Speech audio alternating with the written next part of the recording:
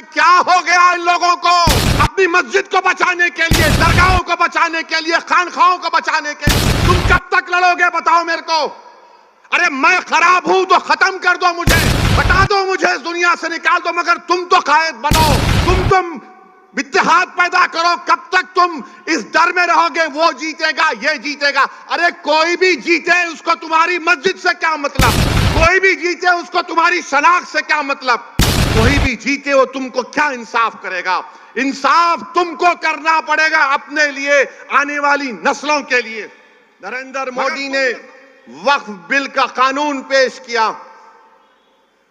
नीतीश कुमार के पास सिर्फ 13 या 14 एमपी, कितने आसिम बेखार, 13 हैं, 13 या 16, 13 हैं। अगर एमआईएम पार्टी के 3 एमपी होते, अख्तरुल ईमान और इम्तियाज जलील मेरे साथ होते, मोदी 10 बार सोचते थे ये बिल को लाए ना लाए, मगर आप थाली मार रहे हैं, आप लोग थाली मारते हैं। अगर हमारे 3 एमपी होते, वो कानून या वो बिल नहीं आता जिसके जरिए नरेंद्र मोदी उनकी सरकार वक्फ को खत्म करना चाहते हैं पूरे भारत में। कोई जायदाद वक्फ की नहीं रहेगी, मेरी बात मैं जिम्मेदारी के साथ कह रहा हूं, कोई जायदाद नहीं रहेगी वक्फ की। कलेक्टर को इतना पावर दे दिया जाएगा कि कोई भी कलेक्टर के पास जाकर बोलेगा, ये कलेक्टर साहब ये जो यतीम खाना है, ये जो खानखा है, ये जो दरगाह है, ये जो मस्जिद है, ये वक्फ नहीं है। अब मेरे इस बोलने के बाद बहुत से लोग बोलेंगे, ओवैसी तुम क्या कह रहे हो, पागल हो क्या। कोई भी जाकर बोल देगा, अरे ये कानून में लिखा है, इस बिल में लिखा है, क्या लिखा है कि कोई भी रोड चलता आदमी जिसका वक्फ से कोई ताल्लुक नहीं होगा, वो जाकर कलेक्टर को बोलेगा इंक्वायरी ऑर्डर करो। कलेक्टर जैसे इंक्वायरी ऑर्डर करेगा, उसमें कोई टाइम लिमिट नहीं है। जब कलेक्टर इंक्वायरी लिखेगा, इंक्वायरी कंप्लीट होने तक वो प्रॉपर्टी वक्फ की नहीं रहेगी। आप तो चले गई प्रॉपर्टी आपके हाथ से, दरगाह आपके हाथ से निकल गई, खानकाह आपके हाथ से निकल गई, मस्जिदें आपके हाथ से निकल जाएंगी, कब्रिस्तान आपके हाथ से निकल जाएगा। इस तरह का गंदा बिल इस भारत की पार्लियामेंट में मोदी ने पेश किया। और आपको मालूम, वक्फ बाय यूजर, उसका मतलब यह है कि अगर कोई बरसों से किसी चीज को इस्तेमाल कर रहा है तो वक्फ बाय यूजर है। और यही प्रोविजन हिंदू धर्म में भी है। हिंदू धर्म की लॉ की मशहूर किताब बीके मुखर्जी, उसमें लिखते हैं बाय यूसेज ये मंदिर की बन जाती है। ओडिशा के एंडोमेंट में, आंध्रा, तेलंगाना के, तमिलनाडु के एंडोमेंट में ये वक्फ बाय यूजर का कॉन्सेप्ट है। मगर मोदी बोल रहे नहीं रहेगा। उसका नुकसान क्या होगा? मोदी बोल रहे हैं डॉक्यूमेंट लेकर आओ। अगर आपके इलाके में 200 साल पुरानी मस्जिद है, कहां डॉक्यूमेंट मिलेगा, कहां डॉक्यूमेंट मिलेगा? हाजी अली की दरगाह पर दावे पेश करते हैं, वो खैर वो ट्रस्ट में है, मगर वहां पर भी जाके बोलेंगे नहीं है। क्या करेंगे आप? मेरे भाई, इस तरह का बिल पेश किया, उस वक्त इतनी तकलीफ हुई कि मेरा रोंगटा पुकार कर कह रहा था कि क्या हो गया इन लोगों को जो 14.5 करोड़ है और 5 को नहीं जिता सकते। अपनी मस्जिद को बचाने के लिए, दरगाहों को बचाने के लिए, खानखाओं को बचाने के लिए तुम कब तक लड़ोगे बताओ मेरे को। अरे मैं खराब हूं तो खत्म कर दो मुझे, हटा दो मुझे, इस दुनिया से निकाल दो, मगर तुम तो कायद बनो, तुम इत्तेहाद पैदा करो। कब तक तुम इस डर में रहोगे वो जीतेगा ये जीतेगा। अरे कोई भी जीते उसको तुम्हारी मस्जिद से क्या मतलब, कोई भी जीते उसको तुम्हारी शनाख्त से क्या मतलब, कोई भी जीते वो तुमको क्या इंसाफ करेगा। इंसाफ तुमको करना पड़ेगा अपने लिए, आने वाली नस्लों के लिए। मगर तुम ये समझ रहे हो नहीं वो दूसरा ठाकरे है, ये अच्छा है। कौन क्या किए बताओ आपको। जब ये वक्फ का बिल पेश हो रहा था, उद्धव ठाकरे के पूरे एमपीज बाहर खड़े हुए थे, कोई लोग सभा में नहीं था। मुझे मोशन देना पड़ा इंट्रोडक्शन के खिलाफ। मेरे भाई जागो, मजलिस के लिए नहीं तो अपने लिए, अपनी नस्लों के लिए, अपनी शनाख्त के लिए जागो। तुम नहीं समझ रहे, तुम्हारी आवाज अगर असेंबली में नहीं होगी, तुम्हारी आवाज अगर कॉरपोरेशन में नहीं होगी, तुम्हारी आवाज जिला परिषद में नहीं होगी, पार्लियामेंट में नहीं होगी, तो कौन तुम्हारी आवाज उठाएगा बताओ। आज ये खतरा हमारे सरों पर मंडला रहा है। अगर मोदी इस तरह के बिल को पार्लियामेंट में दोबारा पेश करेंगे, अगर वो कानून बन जाएगा, खुदा ना खास्ता हम कई मसाजिद, मदरसे, दरगाहें, खानकाएं, कब्रिस्तान की जमीनों को खो देंगे। और आपको मालूम, दिल्ली में सच्चर कमेटी ने पेज नंबर 221 में कहा कि दिल्ली में 130 वक्फ की प्रॉपर्टीज पर गवर्नमेंट ऑफ इंडिया ने, यानी मोदी की सरकार ने कब्जा करके बैठा हुआ है। उसकी लागत 2007 में 3000 करोड़ की थी। आज हम 2024 में हैं, कम से कम 10,000 करोड़ की प्रॉपर्टीज हैं जो गवर्नमेंट ऑफ इंडिया उस पर एंक्रोच कर रही है, काबिज है। मेरे भाई बताओ, अगर हमारे नुमाइंदे नहीं रहेंगे, हमारी आवाज नहीं उठेगी, तो फिर कौन उठाएगा तुम्हारी आवाज को।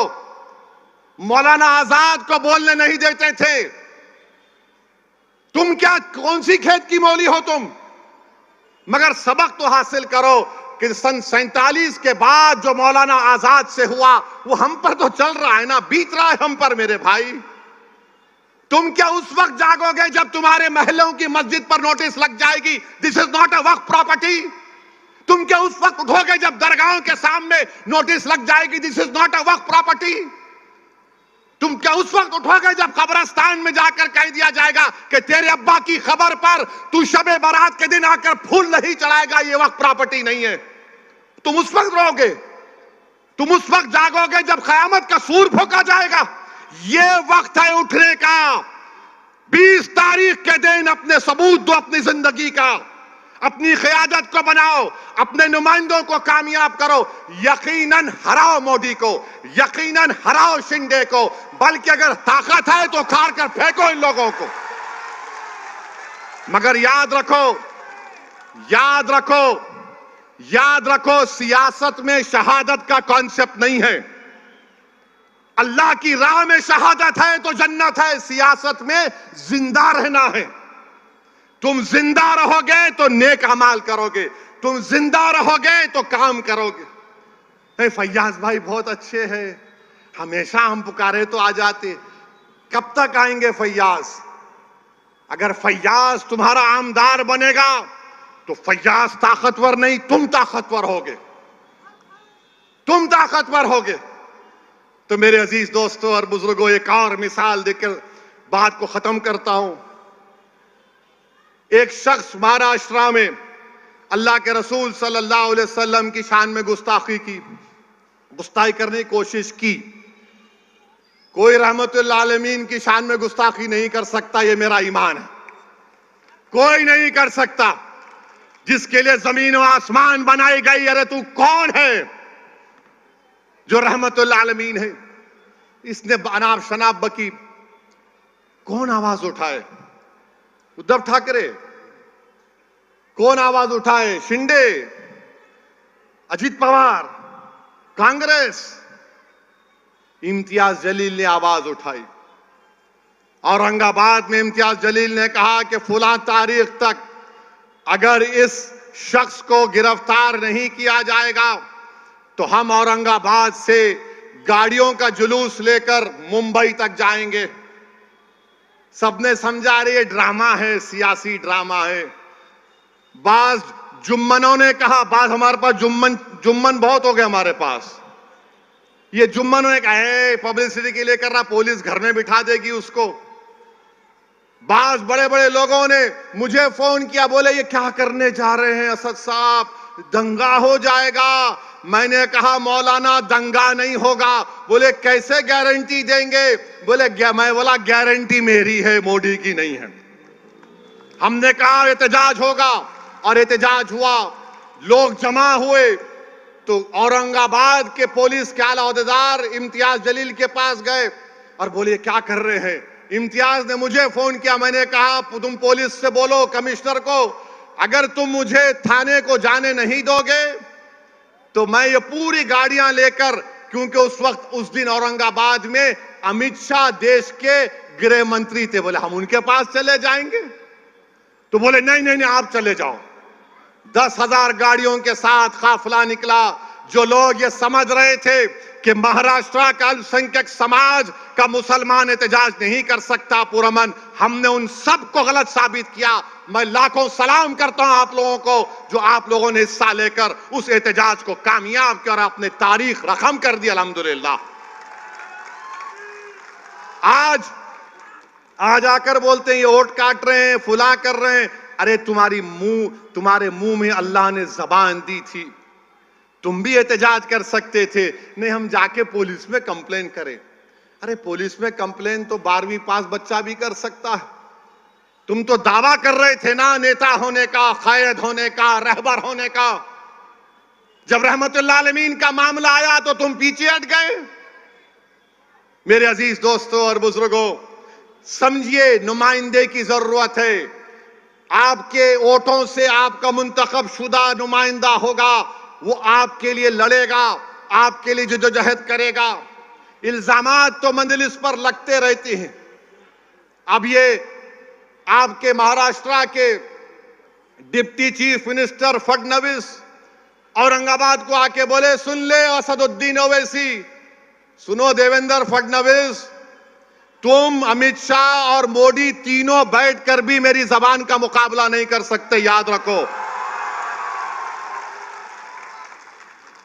अब हो रहे वोट जिहाद, कल तक लव जिहाद था, फिर जमीन जिहाद, फिर एक जॉब जिहाद, अब वोट जिहाद हुआ। अच्छा मोदी जी जरा बताइए वोट जिहाद का डेफिनेशन क्या है? अमित शाह बताओ वोट जिहाद का डेफिनेशन क्या है? तुम अयोध्या में हार गए, कैसे हारे? फडणवीस बोल रहे वोट जिहाद और धर्म युद्ध होगा। लोकशाही में, लोकतंत्र में धर्म युद्ध होगा। अरे फडणवीस, तुम कब तक हिंदू मुस्लिम करोगे? तुमने क्या काम किया बताओ ना। तुमने कुछ काम नहीं किया। तुमने डाका डाला एमएलएस को लूटने के लिए, तुमने एमएलएस की चोरी की। तुम सत्ता में नहीं आए मगर तुमने सत्ता को छीन लिया और बोल रहे ओ सुनो वैसी। मैं कह रहा हूं सुनो फडणवीस, तुम जिहाद के माने नहीं जानते। बोलते मालेगांव सेंट्रल में हम धूलिया की सीट मालेगांव सेंट्रल की वजह से हारे। अरे फडणवीस, तुम तो 1819 में भी हारे थे, 1918 में भी हारे थे। मालेगांव के किले में जब तीसरी जंग हुई मुसलमानों, मराठा और अंग्रेजों की, तो मराठाओं की फौज में मुसलमान थे जिन्होंने अंग्रेजों से मुकाबला किया। उन्होंने अपनी जानों को कुर्बान कर दिया। बल्कि उनके नाम आपके सामने कहना चाहूंगा ताकि नौजवानों को मालूम हो जाए कि उनके नाम क्या थे। उनके नाम में फडणवीस नहीं था, बाय द वे। उनके नाम में क्या था? सुलेमान शाह, इस्माइल अल्लाह रखा, शाबान भिकारी, बुद्धू फरीदास, अब्दुल गफ्फार, इनको फांसी पे लटकाया गया। अब्दुल्ला खलीफा और मोहम्मद अनवर को जेल में अंग्रेजों ने मार मार कर कत्ल कर दिया। फडणवीस सुनो, तुम ये समझते हो कि कोई तुम्हारे पैर के पास बैठ के बोलेगा आप सरकार है? अरे कोई सरकार नहीं है। बाबा साहेब अंबेडकर के संविधान ने फडणवीस को ओवैसी को बराबर कर दिया। कोई बड़ा छोटा नहीं है। बल्कि सुनो फडणवीस, मैं तुम्हारे से बड़ा हूं एतबार से, अल्हम्दुलिल्लाह। लव जिहाद। अच्छा फिर क्या बोल रहे प्रधानमंत्री? क्या बोल रहे हैं? नई बात करे, एक है तो सेफ है। मोदी जी कितना फेंकेंगे आप? पार्लियामेंट इलेक्शन में आपने कहा कि हिंदू बहनों के गलों से मंगलसूत्र निकालकर मुसलमानों को दे दिया जाएगा, हिंदू भाइयों की भैंसों को लूटकर मुसलमानों को दे दिया जाएगा, मुस्लिम औरतें ज्यादा बच्चे पैदा कर रही हैं। मोदी जी, आपके वालिद साहब ने भी बहुत बच्चे पैदा किए थे, गलत किया था क्या? अमित शाह के कितने भाई बहन बताओ हमको? आप हमारी मां और बहनों पर इल्जाम लगा रहे हैं। अब मोदी जी बोल रहे एक है तो सेफ है। अमित शाह इसको बढ़ाकर बोल रहे हैं अब वक्फ की प्रॉपर्टीज डिक्लेयर कर दी जाएगी। अमित शाह, मोदी, फडणवीस, मैं मुंबई में खड़े होकर बोल रहा हूं, वो जो दुनिया का दौलतमंद आदमी है, जिसके बेटे की शादी में मोदी जी आप मुस्कुराते हुए गए थे, वो यतीम खाने पर बनाई गई है मुसलमानों के। लो यतीम खाने की जमीन वापस लो। अमित शाह, फडणवीस, तुम नहीं लोगे क्योंकि तुम दौलतमंदों के घर में जाते हो शादी के लिए। तुम गरीब की बस्तियों से, गुर्बत से तुम्हारा कोई ताल्लुक नहीं। यतीम खाने की जमीन पर 21 करोड़ में बिल्डिंग बनाई गई। सुप्रीम कोर्ट में फैसला है, अभी केस चल रहा है। मेरे भाई मोदी जी बोल रहे एक है तो सेफ है। 10 साल से सेफ नहीं थे हम लोग। मैंने उसका जवाब दिया कि अखंड है तो सेफ है, अखंड है तो सेफ है। हम अनेक हैं, अनेक है तो अखंड है। मेरे भाई ये जो तकालीफ हम आज उठा रहे हैं ना, biggest minority of the country हम है, जरूर हैं। हमने इस मुल्क की आजादी की लड़ाई 1810-20 में शुरू की, जब ये संघ परिवार के लट लेकर फिराने वाले नहीं थे।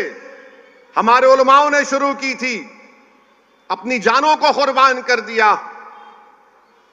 वो मौलाना आजाद के बारे में यह कहा गया कि इनको मंत्री नहीं बनाना चाहिए। आप सोचिए, ये मैं इसलिए बता रहा हूं कि लोग मजलिस को गाली देते हैं, असदुद्दीन ओवैसी पर इल्जाम लगाते। एक एक बात सच कह रहा हूं। अगर कोई इनकार करेगा तो वक्त बताओ, मैं आता हूं डॉक्यूमेंट्स लेके, तुम सामने नहीं बैठ पाओगे। मुझे गुस्सा इसलिए आता है, मुझे तकलीफ इसलिए होती है, मेरी जबान को लोग बोलते हैं बड़ा कड़वा बोलता। अरे कड़वा नहीं, सच्चाई को बयान कर रहा हूं। आज सब बोल रहे मौलाना आजाद ऐसे थे, मौलाना आजाद वैसे थे। मौलाना आजाद ने को कहा गया कि आप जाकर रामपुर में इलेक्शन लड़ो। मौलाना आजाद ने कहा मैं नहीं लड़ूंगा रामपुर में जाकर। तो लोगों ने कहा जाइए आप। उन्होंने कहा क्यों? वहां ज्यादा मुसलमान हैं, आप जीत जाएंगे। ये पहला इलेक्शन पार्लियामेंट का। हम 2024 में यही हाल है नहीं? ये बताओ मेरे को आप, यही हाल है, कुछ नहीं बदला। जहां पर मुस्लिम अकलियत की एम्पावरमेंट की बात आएगी, और उस जमाने के जो हमारे बड़े बड़े लोग थे, अल्लाह उनको उनकी मगफरत करे, वो लोग क्या बोलते थे? नहीं नहीं, छोड़ो सियासत, छोड़ो लीडरशिप की बात मत करो, हमारी तहजीब की हिफाजत होना चाहिए।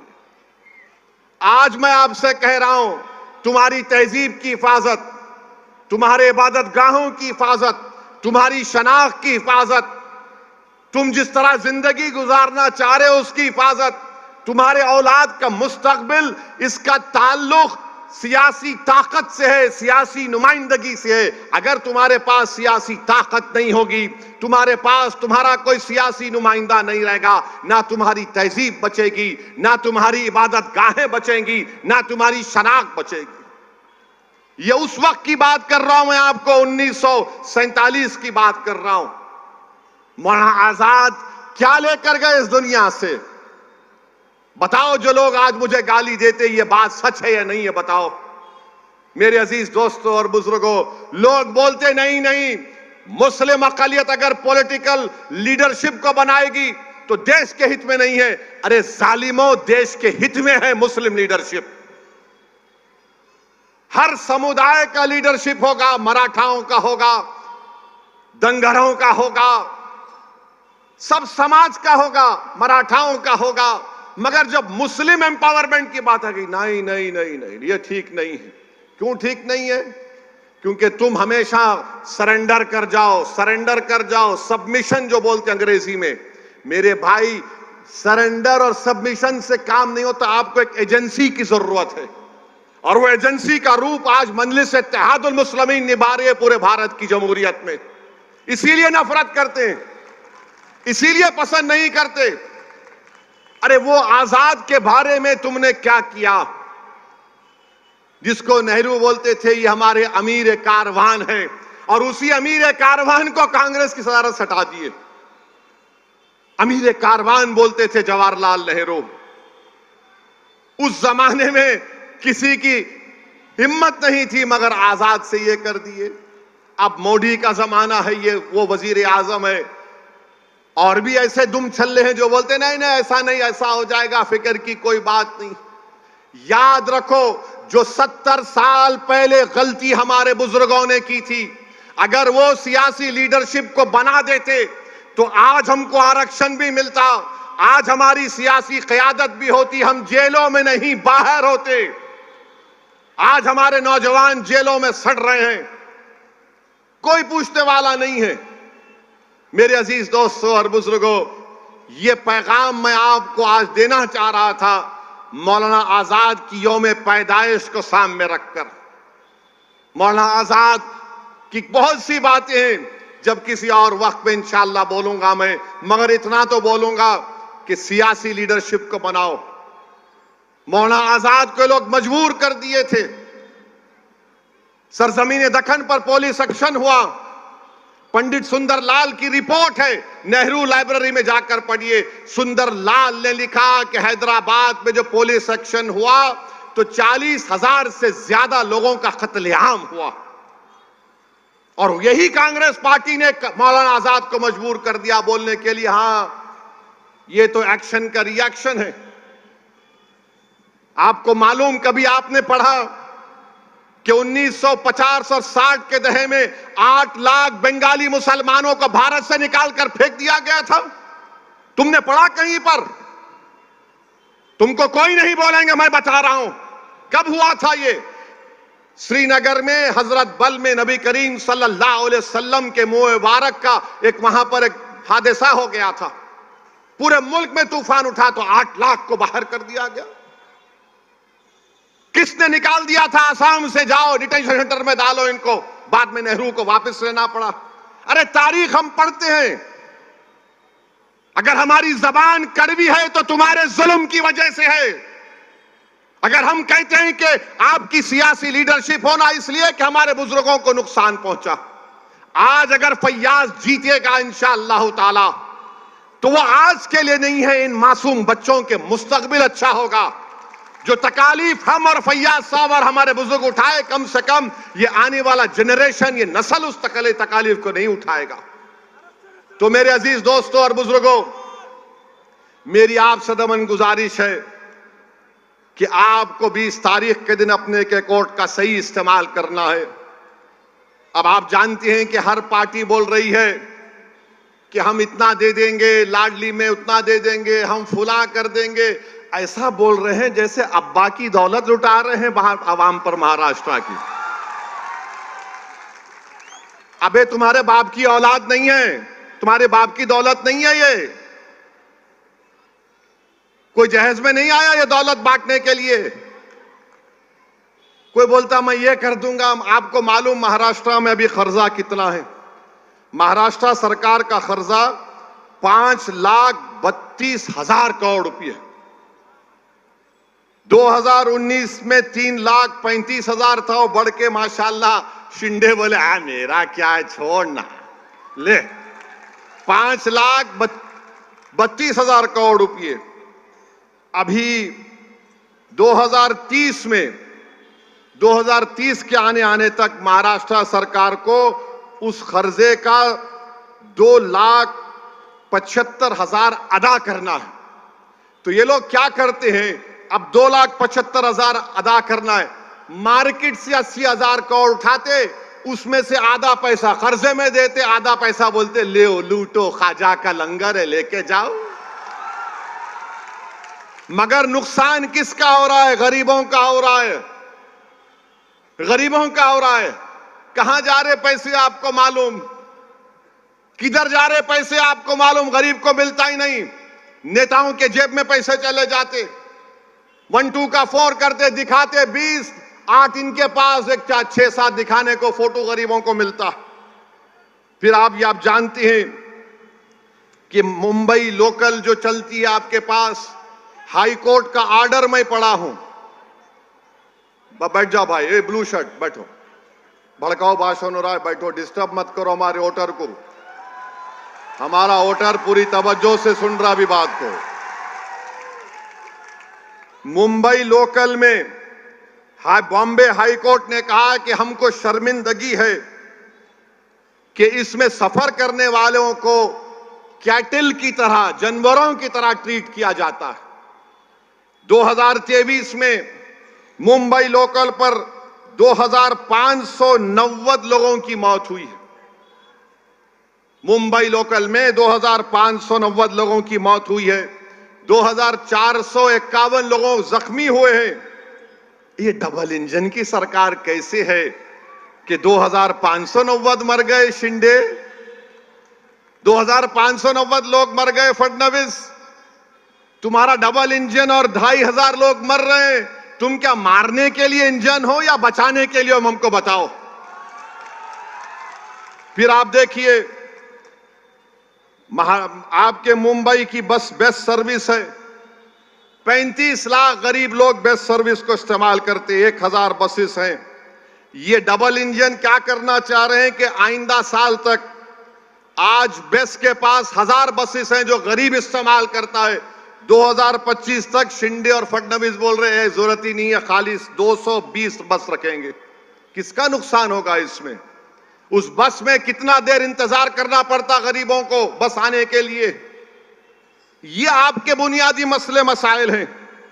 ये प्राइवेटाइज करना चाह रहे हैं बेस्ट सर्विस को। तो मेरे अजीज दोस्तों और बुजुर्गों, ये मुद्दे हैं। अगर दोबारा ये सरकारें आएंगी, याद रखिए मुंबई में कोई जमीन खाली नहीं रहेगी। बोलेंगे ये तू ले ले, ये तू ले ले, तू माल बना ले, तू ये बना ले। माल के नाम पर माल जमा कर रहे हैं। और याद रखिए, मुझे तो खौफ है इतनी बड़ी जमीन खाली कैसे है। यहां पर आकर देख लिए होंगे, क्योंकि मोदी ये बोलते हैं कि मैं घर से ड्रोन भिजाकर देखता हूं हर चीज को। तो जाहिर है मोदी ड्रोन में देखे होंगे, ओ दारुल फैज, इतनी बिल्डिंगें, इतनी जमीन खाली है, मेरे दोस्त को मिलना चाहिए। आज जो बड़ी बड़ी बातें करते हैं बीजेपी शिंदे वाले, अरे 1,80,000 करोड़ के 2 प्रोजेक्ट गुजरात चले गए, फॉक्सकॉन का और टाटा एयरबस का। इन लोगों को शर्म नहीं आती कि यहां पर महाराष्ट्र में आएंगे। महाराष्ट्र अगर ताकतवर रहेगा, मुंबई भारत का फाइनेंशियल कैपिटल है, अगर वो ताकतवर रहेगा तो देश ताकतवर रहेगा। मगर बीजेपी के लोग बोलते नहीं नहीं नहीं, यहां से जो भी है निकालो, बाहर लेकर जाओ। और कर क्या रहे हैं? चोरी कर रहे हैं। ये मेरा एमएलए, ये तेरा एमएलए। ऐसा लग रहा है कि एमएलएओं का हर्राज हो रहा है महाराष्ट्र में कि बोल तेरी कितनी कीमत है, उन्हें बोलता मेरी कीमत है, आजा ले ले आजा। फिर वोट डालने वालों की अहमियत क्या रही बताओ आप। आपने पिछले बार मंजलिस के, मैं बाइकुल्ला के वोटर से मुखातिब हूं, अभी आपने एमआईएम को वोट नहीं दिया, आपने किसी और को अपना वोट दिया। हम आप उस फैसले को मानते हैं, मगर जिस पार्टी को आपने वोट दिया वो दूसरी पार्टी में जाकर बैठ गए, तो बताओ तुम्हारा वोट की अहमियत क्या रही फिर? और क्या गारंटी है कभी कोई आ रहा है तो दूसरी पार्टी ना जम कर ले? ये तो ऐसा हो गया कि सुबह में एक रंग का शर्ट पहनेंगे, शाम में दूसरे रंग का पैंट पहन के निकलेंगे घर से अपने। तो मेरी आप सदवन गुजारिश है कि मेरी इन बातों पर आप गौर करिए। यहां से आपको अपने नुमाइंदों को कामयाब करना है। और जब बात नुमाइंदों की आती है, मैं बड़ी तकलीफ के आप लोगों के सामने अर्ज कर रहा हूं। बुरा मत मानिए, सच्चाई को बयान कर रहा हूं, मुझे माफ कर दीजिए। 20 साल के बाद 2019 में एक अल्पसंख्यक समाज का मुसलमान इम्तियाज जलील औरंगाबाद से खासदार बना। और जब 2024 का चुनाव आया तो पूरे मिल गए, दोनों शिवसेना मिल गए, दोनों राष्ट्रवादी मिल गए, पुरानी पार्टी मिल गई, हां बीजेपी मिल गई, पांचों मिलकर इम्तियाज को हरा दिए। सबका एक ही मकसद था, कोई भी जीत जाए मगर इम्तियाज ना जीते। 20 साल के बाद एक सांसद बना, एक एमपी बना, उसको हरा दिए। मैं आपसे अपील कर रहा हूं, उससे सबक हासिल करो। आप देखो किस तरह की नफरत महाराष्ट्र में हमारे देश में हो गई। 48 लोकसभा की सीट में एक ही पार्टी ने एक ही एमपी को रिपीट किया तो सबने मिलकर उसको हरा दिया। और ये लोग आकर बोलते हैं सेकुलरिज्म है, फुला है, इसको हराओ, उसको जिताओ, ये खतरनाक है। कल अभी बलाला ने कहा कि लोग हमारे जाकर डाइस पे चले गए। ये गलती मत करो बायकुल्ला में। आप लोग बेझिझक बेखौफ होकर पूरे इत्मीनान और एतमाद के साथ आप मजलिस इत्तेहादुल मुस्लिमीन के उम्मीदवार को अपना वोट डालिए। और मैं आपको बता रहा हूं, ये ओवैसी की गारंटी है, फैयाज कहीं नहीं भागेंगे बल्कि भगाएंगे इन लोगों को इंशाअल्लाह ताला। आपके सामने एक शख्स है जो अपनी जिंदगी के कीमती लम्हात इसी हलके में गुजार दिए, आपके दरमियान में गुजार दिए, आपके गली कूचों में गुजार दिए, आपकी खुशी में शामिल, आपकी मैयत में शामिल, आपके गम में शामिल। जब ये शख्स आपको जानता है, आप इसको पहचानते हैं, तो मेरी आपसे दरखास्त है कि 20 तारीख के दिन अपना एक एक वोट पतंग के निशान पर बटन दबाकर अपनी आवाज को महाराष्ट्र के असेंबली में भिजाइए, महाराष्ट्र के असेंबली में भिजाइए, ताकि बायकुल्ला का विकास हो, ताकि बायकुल्ला को छुटकारा मिले। ये कपड़े बदल बदल कर ये पार्टी कभी वो पार्टी से म्यूजिकल चेयर हो रहा है। अब कल किसकी सरकार होगी नहीं होगी, उधर भागेंगे वो लोग। ये कोई बात है बताइए? आप एमएलए हो, तुम आम